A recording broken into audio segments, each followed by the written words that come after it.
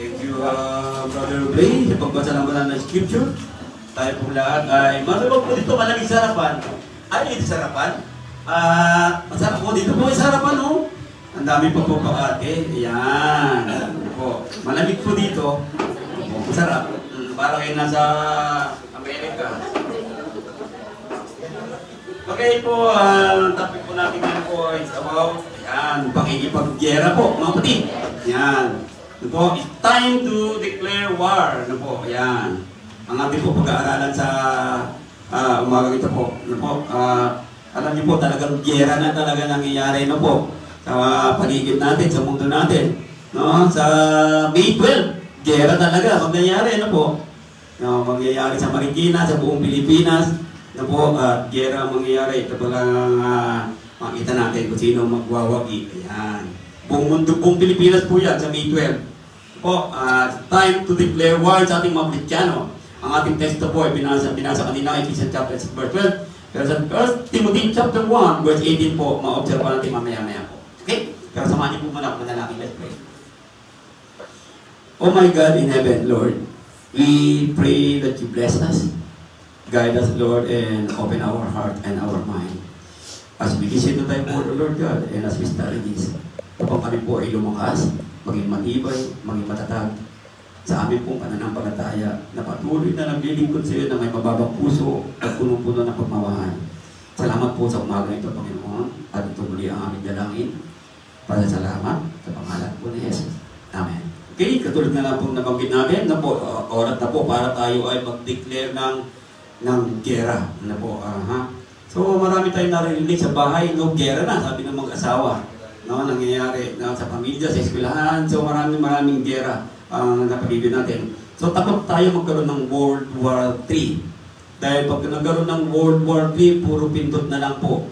Na po, wala na pong sundalong lalakad talaga. Border na lang paglalabanan, pero pag isang pindot lang po, walang mangyayari. Po, katulad nung nangangamba tayo, sabi nila sa West Philippine Sea, kung saan ay takot tayo na labanan ang bansang Sino na tinatawag na umaangkin ng ating mga lupain. At hindi lang po sa lupain natin, iba't iba po pong bansa ang kanilang ibalak iangkin. Yan po nangyayari. Pero sa panahon natin ngayon po, alam niyo po ba, may mga umaangkin sa atin ngayon. Gusto tayong sakupin. Ito po nagiging problema po natin. Hindi natin namamalayan. Ano po, maraming gustong sumakop sa atin. Unang-una, makita natin lahat po sa umaga ito po.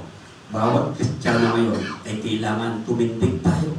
Lumaban tayo mga kapatid. Labanan natin ang pwersa ng kadiliman na nagigera ngayon kasi po nasa gera tayo. We are at war. Tanong, handa ka ba? Hindi po. Diba? Naalala ko ng panahon ni Nehemiah, isa sa sandata, isa pang-trabaho. Dahil gera eh. Pero habang binibuild nila yung wall, isang kamay nila sandata, yung kanang pinagtatrabaho. So ngayon, maraming hindi handa sa gera. Tatawagin natin. Lalo kung magkakagera ngayon sa tinatawag natin, talagang away, sundalo na binabanggit. Maraming hindi yan handa. Kaya tinatanong sa atin ngayon ng umaga ito, are you prepared to go war? Handa po ba kayo mga kapatid? Takot tayo, no? Di ba? Ayaw natin magkagera, kawawa yung mga bata. Maaring mamatay ka o mapatay ka sa laban na ito. Alakas, sabi niya, malakas ang ating kaaway. Kulang ng letter M, no? Alakas tulad. Para kung panahon ng araw. Malakas ang ating kaaway. Yan. Hindi kaaya-aya ang ating kaaway. Ito, kung makita mo yung kaaway natin, talagang hindi ito katanggap-tanggap kung magiging kaaway natin. Dumarating sila ng kawan-kawan. Tinan niyo po. Marami. Dumarating ang ating kalaban. No po, na kaumagang ito po. Kaya kailangan nating tumindig at lumaban at higit sa lahat, maging handa. Ayan. Sa 1 Timothy chapter 1 verse 18, sabi, this church I commit to you. Ibinibigay ko sa inyo, sabi niya, anak kong Timoteo. Ayon sa mga propesiya ng mga araw-araw concerning sa inyo, sabi niya, that by them you may wage the good warfare. So, parang ito sa Timothy, makipaggera ka. Pero anong klaseng gera? Sabi niya, mabuting labanan ito. Good warfare ang sinasabi ni Timothy, ni Pablo kay Timoteo. Kaya sabi niya, Timoteo, tumindig ka. Si Timoteo po mga kapatid, isang bata po ito. Bata po ito na mananampalataya at tinuruan ito ni Pablo para mangaral. Na po, tinatawag nito. Ito ang isang example ng mga kabataan noong panahon ng araw. Kaya siya inutusan niya. Kaya sabi niya, 2 Timothy chapter 2 verse 3, makipagtiis ka sa akin ng mga kahirapan. So, inutusan niya si Timoteo na may gera, kaya maganda ka. Pero sabi naman ni Pablo kay Timoteo, makipagtiis ka sa akin sa kahirapan. Nagkaya ng mabuting kawal ni Kristo. Dito binanggit ni Pablo, si Timoteo ay kawal, sundalo. So tayo pong lahat mga kapatid ay sundalo po tayo ngayon. Kaya dapat tayo tumitindig at tayo ay lumalaban. Ano po?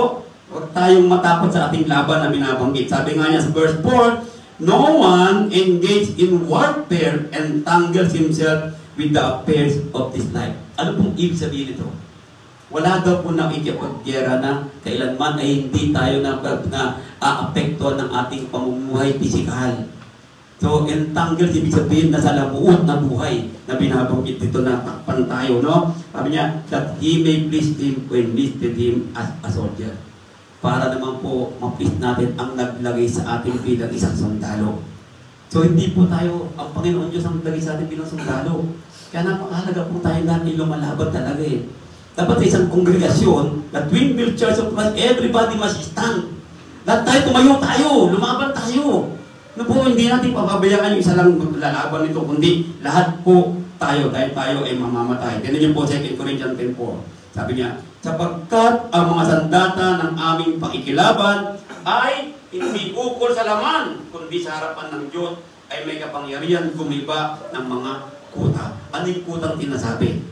Yung kuta po, ito po yung pinagtataguan natin. Pero sa buhay natin ngayon, ang kuta natin po, ito pong katawan natin. Ito po. Dahil sabi niya, pwede tayong magiba sa kapangyarihan ng kalaban din natin. Pero sabi niya to, kundi sa harapan ng Diyos ay may kapangyarihan gumiba ng mga kuta. Na po, malaki ang kaaway natin. Na po, na pinabanggit dyan. Kaya sabi niya, katulad ng panahon niya, picture ng makita niyo lang, gera ng pakahirap po ng World War II. Ano po, World War I, World War II, Korean War, Vietnam War. Kung makikita po ninyo, marami namatay sa Vietnam War. Bakit? Hindi handa ang mga Amerikano eh. Hindi handa ang sundalo. Kaya po maraming namatay sa kanila doon.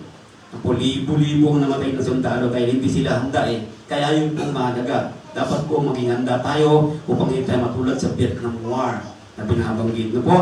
Kasi ang pagkikipaglaban po natin ay hindi spiritual. Ay hindi po physical. Kundi spiritual. So, hindi mo nakikita kalaban mo eh.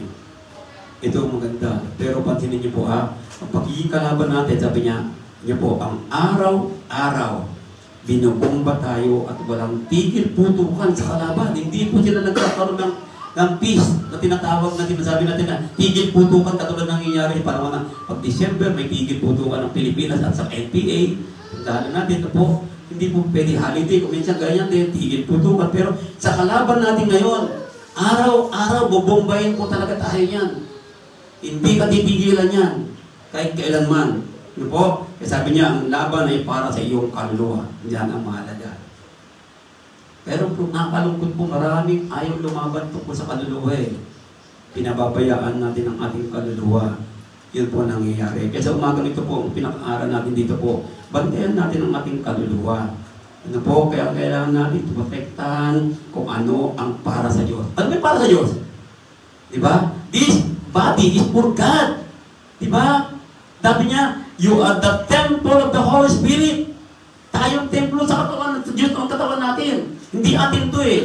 Kaya magiging problema, inaari natin ito katawan natin. Kaya tayo natatalo. Kaya pag bomba ng diablong ito, sumasabog tayo. Tingnan niyo po. Nabalitaan niyo dyan, kabataan ngayon, kalsada, nagkapatuwa, nagkapasa ng tubo, road bridge kung saan-saan. Daming road bridge ngayon. Banggaan dito, banggaan doon. Diba? Sa may S-split, ilan yung namatay ito? 10. Isipin na niyo po. Diba? Kawalan. Mga bagay na gano'n. Yung sabi mo buso-buso. Nawalan din ng pasensya. Nakapatay siya ngayon. Tapos sasabihin nila, mabait ng tao. Totoo, kahit mabait ka talaga. Kaya dapat po protektahan natin talaga ang para sa Diyos. Dapat po natin kalilimutan talaga ito. Ngunit hindi tayo nag-iisa sa laban. Dito po maganda eh. Kasi kung minsan nakakalimutan natin, kasama natin ang Diyos. Diba? Ito Tulad ng tinuro ko sa karaang Merkules, kung nanood sana kayo. Diba? So yun po nagiging problema nung ayaw nating dumaban. Hindi nga tayo nang ikinig ng Word of God, paano tayo magiging handa? So yun nagiging problema. Dapat po, sabi ko nga, diba? Isang verse lang, kapatid, araw-araw. Just one verse, araw-araw. Basta ka lang, isang verse lang. That is good para palakasin mo ang iyong laban sa Panginoon Diyos. Kahit nasaan ka, isang verse lang. Bago umalis ang bayan, dali-dali ng verse. Punta ka sa Bible app mo. Diba? Makita mo yun, pagbukas mo, o mamimili ka na ng verse mo. Basahin mo isa-isa. Na pinabanggit doon, ayan, na sinasabi. No? Kaya napakahalaga po, malaman natin. Ayan. So, Ephesians chapter 6, verse 10 to 12, ito yung binasa kanina. Finally, sabi niya, mga kapatid, maging malakas kayo sa Panginoon.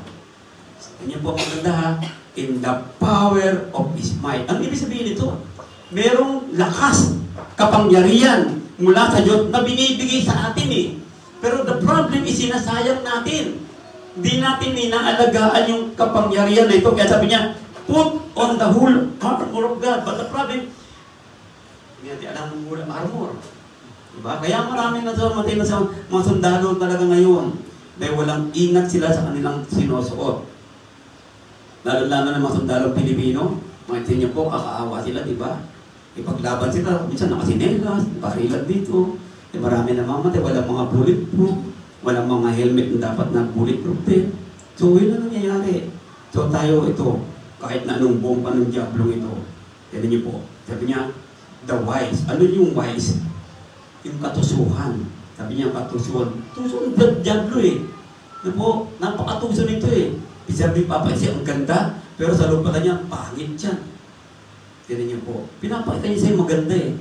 Yung mga bagay na gano'n, no? Tutuksuhin ka. Ito na mga robbers, pakalalaki ito ah. Di ba? Oo, pakalalaki dyan.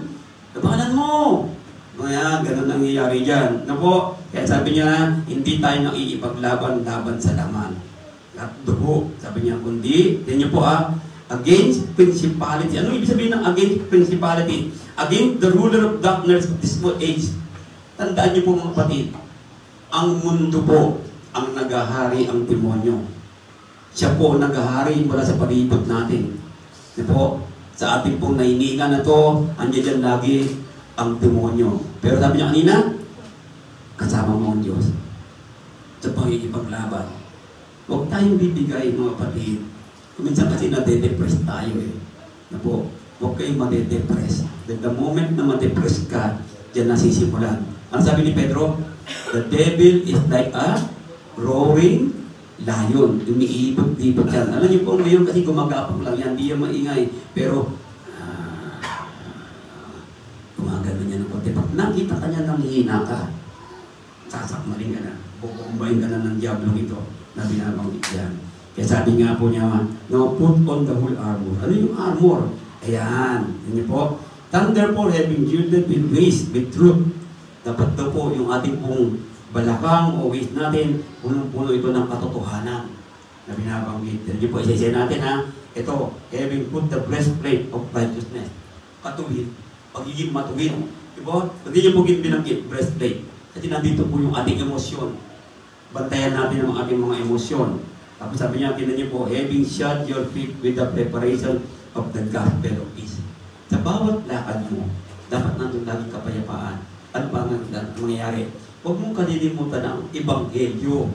Sa the moment na lakad mo at makalimutan mong ebanghelyo, delikado ka doon. Maaari kang matalo. Ito pa, panangga. Nakakalimutan natin ang panangga. Ano yung panangga?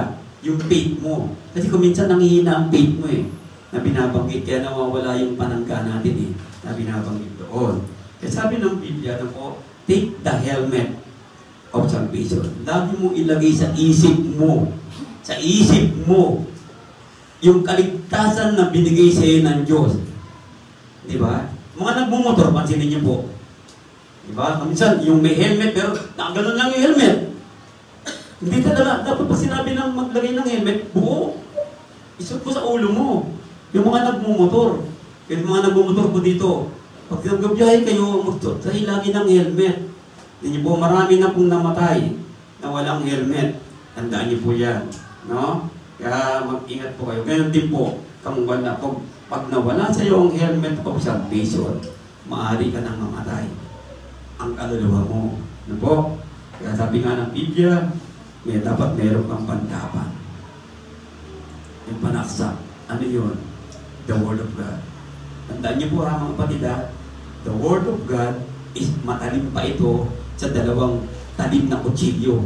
Kapag itong Word of God nasa iyo, at iniisip mo lagi yung kaligtasan mo, at yung pakiramdam, emosyon mo, nandun lagi yung breastplate of righteousness. Makikita mo yan. At naalala mo yung sinturon mo. Ito po, yung katotohanan. Hindi ka pwede magsinturon ng maluwag. Kailangan mo ipitan mo ang katotohanan mo sa iyong balakang. At tandaan mo, sa bawat laban mo, gagamitin mo yung panangga. Kapag ikaw ay inaaway, patsanggain mo. Pero sabi niya, saksakin mo ng ano? Ng katotohanan. Ano ba yung katotohanan? Unang-unang pag-ibig, pag-unawa. Pag inaaway ka, di ba minumura ka? Tanggain mo lang yan. Tapos sukulian mo ng kabutihan, pagpamahal. Yan ang katotohanan na binabanggit. Dahil kasi itong diablong ito, kuminsan pati kaibigan ko gagamitin yan pag hindi Kristiyano. Diba? Titignan niyo po. Yan ang binabanggit niya. Kaya sabi niya, na magsipanalangin kayo. Yan, number 1 yan. Number 1 po yan. Mag-pray. Tignan niyo po, napakalakas ng power ng prayer. Tandaan niyo po yan. Huwag po kayong manghihimagot sa pagdasal. Kung nakita niyo hindi kayo sinasagot ng Diyos, hindi lang mag-pray kayo ng mag-pray. Tandaan niyo po yun. Diba? Kasi po, sumasagot ang Diyos ng ayon sa kagustuhan niya. Hindi ayon sa kagustuhan mo. Diba? May gusto ka eh. Nagpipray ka, Lord, ito gusto ko. Pero masusunod ang kagustuhan mo pa rin. Kung ano yung the best sa akin, ibigay mo sa akin, Lord. Yun dapat yun. Lord, ingatan mo ako lagi. Sa bawat labas ko, bawat lakad ko, alam ko nandiyan ang mga katusuhan ng Diablo. Tutuksoin niya ibang tao, gagamitin niya, kung minsan gagamitin ng aking emosyon. Lord, gabayan mo ako. Diba? Bigyan mo ako ng pangunawa, panglakas, habaan mo ang ipagpasensya. Diba? Lakihan mo ang ipagmamahal. Yun ang ating ipanalangin lagi. Kita niyo po, kahit bombahin ka ng bombahin, as if para ka nasa shield. Na po, hindi ka matatalo kailanman. Yan. Sabi nga niya din niyo po, at daing sa buong panahon. Sa buong panahon ng buhay mo. Diba? Sabi nga ng Panginoon, the prayer of a righteous man availeth much. And sino ba righteous? Tayong lahat po ay righteous po. Bakit? Naugasan ng ating mga kasalanan nung tayo nabautismuhan. So, nabautismuhan na tayo, righteous na tayo, matuwid na tayo, kaya huwag niyong kalilimutan yung helmet of salvation. Buo, dapat yung buong armor ng Diyos. Araw-araw mong suot yan. Hindi dapat mawawala yan sa buhay natin na binabanggit. As in, parang nagmumotor.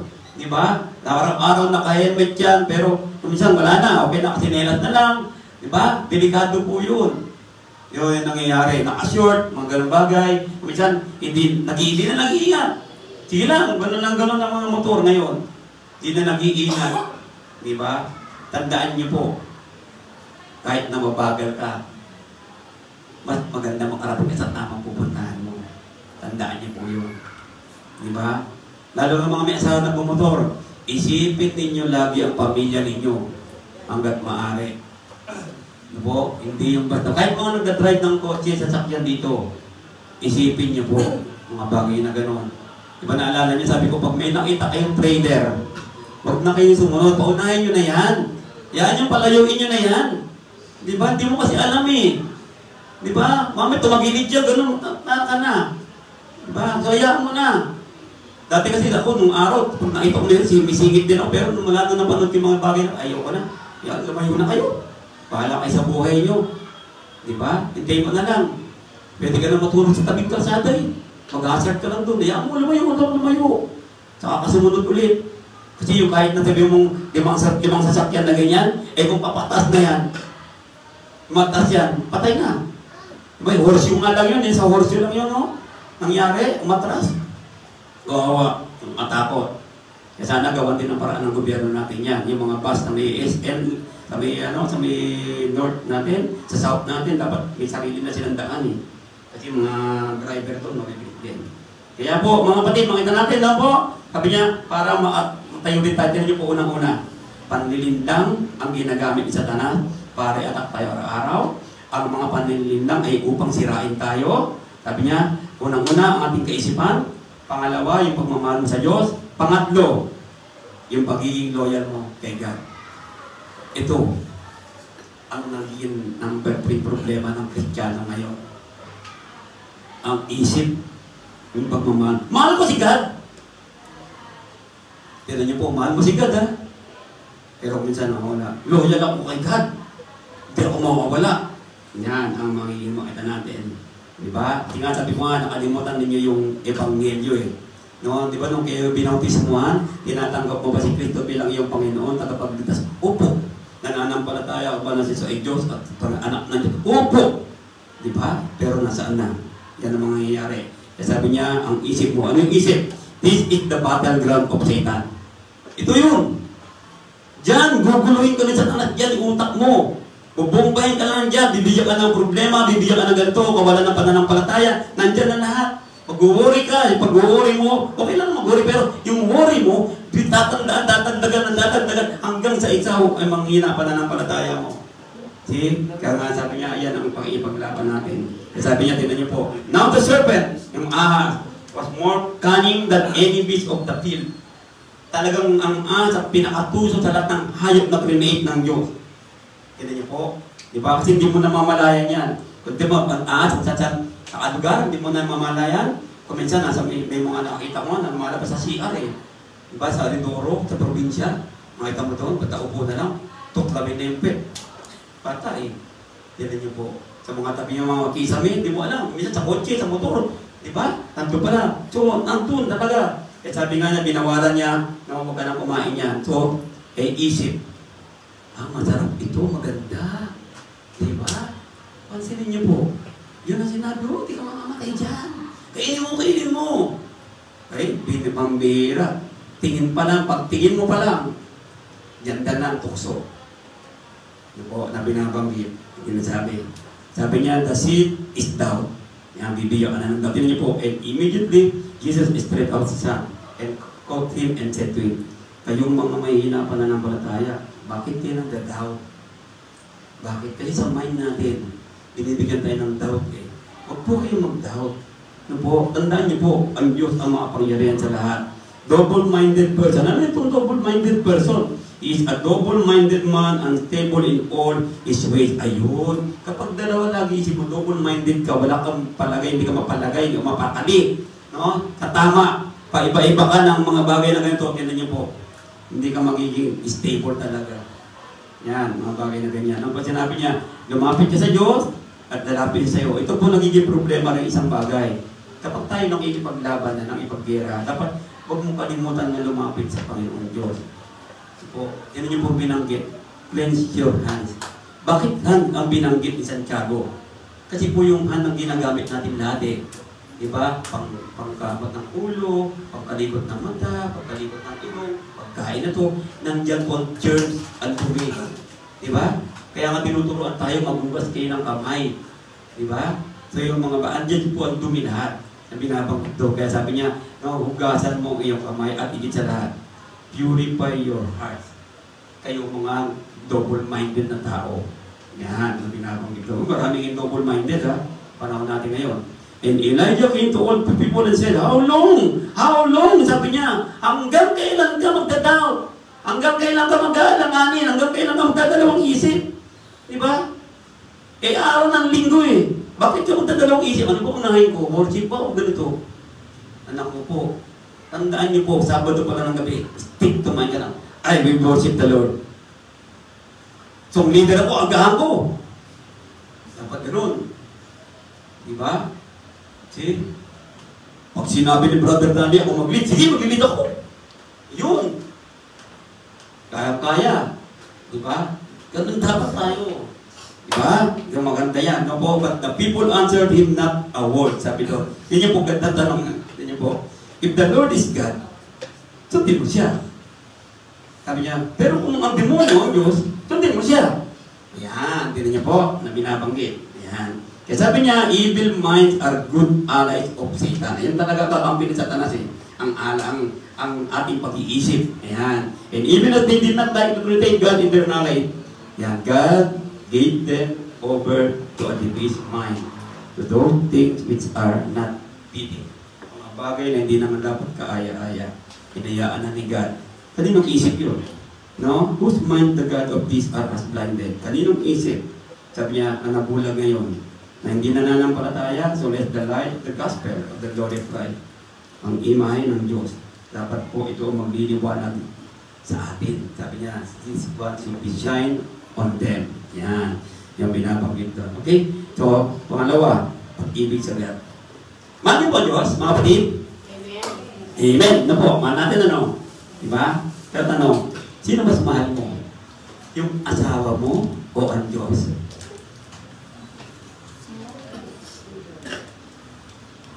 Yung jowa mo o ang Diyos? Diba? Yung pag-aaral mo, school mo, teacher mo o ang Diyos? Yan ang nangyayari ngayon. Diba? Pansinin niyo po. Diba? Uy, mahal ko si God eh. Pero, uy, nasaan ka ng linggo? Diba? Okay lang po. Doon lang ako. Yan. No, kasi gusto no, ang niya, I want to diminish your love for God. Yan ang gusto ng demonyo. Yan ang gusto niya mangyari kay Job. Diba? Yan ang gusto niya mangyari kay Job. No? Mawala sa isip niya ang pagmamahal niya sa Panginoon Diyos. That is why said to him, yan, sabi mo asawa. Talagang panghawa ka mo ba katatagal mo? Sabi niya, curse God! Mamatay ka na! Sabi ng asawa niya, tingnan niyo po. Diba? So yan mga bagay na ganun. Yung asawa yung unang job yan. No? The less you love God, the closer that you are to Satan. Totoo po yan mga kapatid. Diba? Kasi nakita na sa tanas kung gaano mo kumahal ang Panginoon. Nevertheless, I have this against you, that you have left your first love. Ito po yung isang iglesia sa Revelation. Inalimutan nyo ang pag-ibig ninyo. Kaya sabi niya, for it was so when Solomon was old that his wife turned his heart after other gods, and his heart was not loyal to the Lord, his God, at the heart of his father David. Nawala na po. Yung loyalty po kay Solomon napunta doon sa 1,000 kabit niya. Dami no po. Diba? Ito nakakalungkot. Jumper. Uso pa naman jumper pa na ngayon. Dahil sa kawalan. Na po, and because lawlessness, yan dahil po sa lawlessness. Na po, no, ito na naghari. Wala nang batas ng Diyos eh. Wala nang salita ng Diyos sa buhay mo. Kapag nawala ang word of God sa buhay natin, yan po. Yan po, manlalamig ng pag-ibig mo sa Panginoon talaga. Tandaan niyo po, pag-alapin niyo, sabi ko naman, naalala yung turo ni Loren tungkol sa apoy, tinuro ko din po sa apoy, diba? So pag-alapin po ninyo ng todo ang pag-ibig niyo po. Diba? And with all unrighteous deception among those who perish, because they did not receive the love of the truth. So, kaya po kung meron kayong mga kapatid, mga kaibigan, asawa, mga boyfriend, girlfriend ninyo hindi pa Kristiyano, sabihin niyo po, mahalin ang katotohanan. Magpabautismo na po sila. Nang sa gano'n, mga pag-ibig ng Panginoon ay maparangan na. Kasi alam ng Diablo eh. Yan ang ginalagay ng Diablo sa isa. Sabi nga ng mga nanay, Brother Danny, pwede naman siguro hindi mag-baptize, ano? Sabi niya, siya naman, pwede bang mag-baptize, Brother Danny, pero atin pa din ako ganito. Hindi pwede. Sabi ko, pag nang nabautismo ka, dapat sigurado ka at gusto mo dahil gusto mo maging matapang, maging matabay at gusto mong tumindig. Stand for the Lord. Tindigan mo ang Panginoong Diyos. Diba? Laban tayo, Marikina! Ang dami sumisigaw na ganyan. Diba? Pero kailan mo, may narinig ba? Laban tayo para kay God! Wala! Wala tayong naririnig. Tignan niyo po.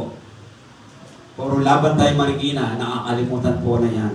Ang bagay na gano'n. Okay? Yan ang dapat natin. Pag-isipan, laban tayo para sa Panginoon. Sabi niya, ang kabataan ng pag-asa ng bayan. Sabi noon si Elsa, pero di po yun. Ang Diyos, ang pag-asa ng bayan talaga. Tandaan po natin yan mga kapatid. Ano po? Sabi niya, I know you, Arnagat, alam mo Diyos. Alam kong ginagawa niyo. Diba? Kayo mga nanlalamig sa pagsamba. Alam ko yan, sabi niya. Bahala kayo, sige lang, tuloy niyo lang yan.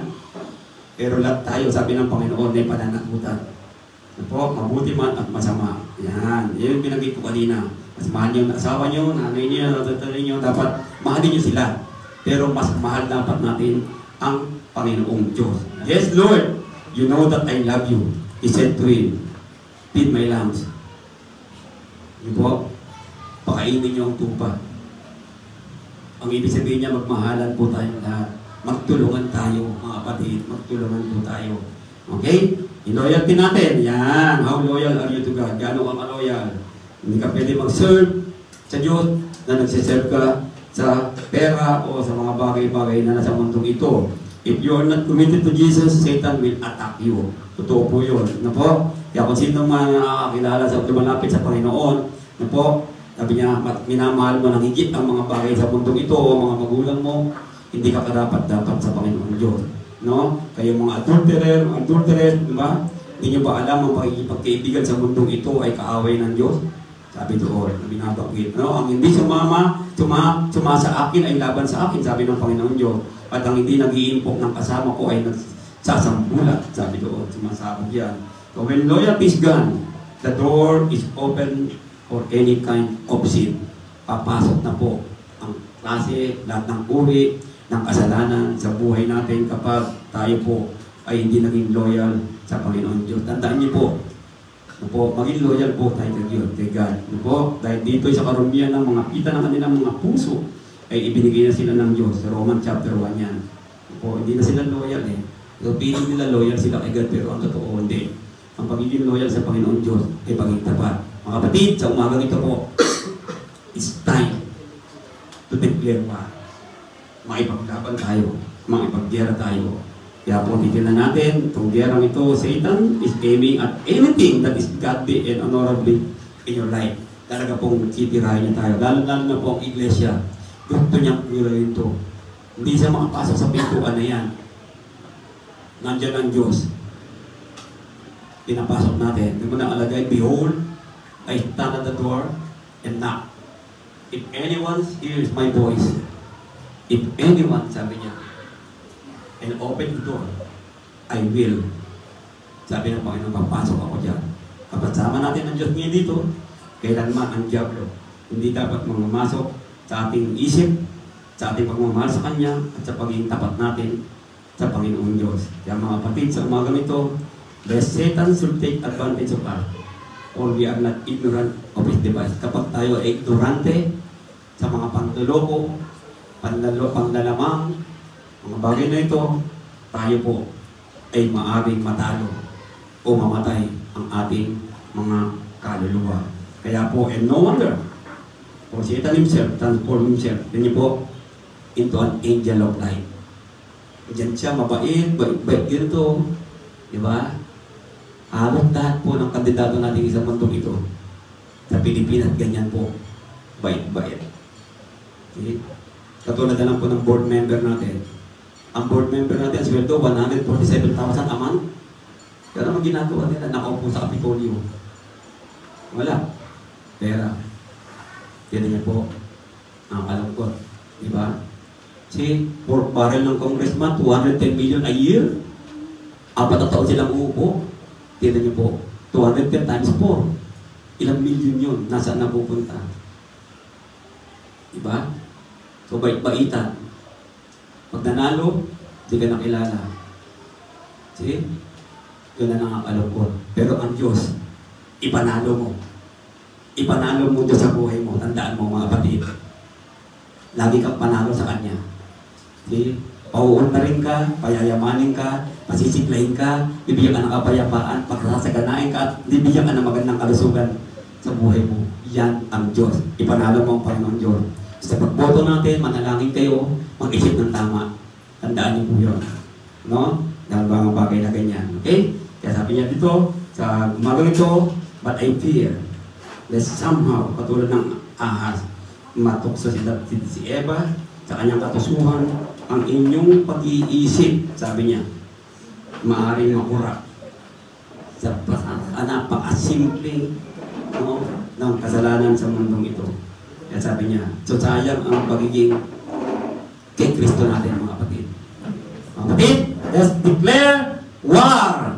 Tayo, sa umagang ito po, mga kapatid, panindigan tayong lahat. Tayo pong lahat ay magpasalamat at manalangin sa Panginoon Diyos. Lord God, salamat po, tunay Ama. Araw-araw kami binubomba ng kasamaan. Ngunit sa araw-araw nito, lagi ka namin kasama.